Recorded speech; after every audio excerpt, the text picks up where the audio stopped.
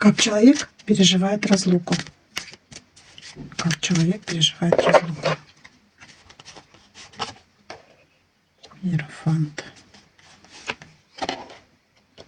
Рыцарь мечей. Разум. Император. Каких 3 мужчины выскочили. В таком раскладе трезвый разум, расчет преобладает над эмоциями. Человек взял себя в руки и понимает, что это необходимо. А с какой целью это необходимо? Давайте посмотрим.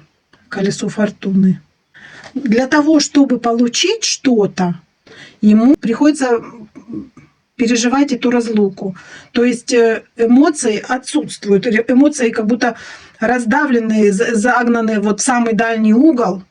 И он ждет, когда же это колесо фортуны повернется счастливым образом для его понимания.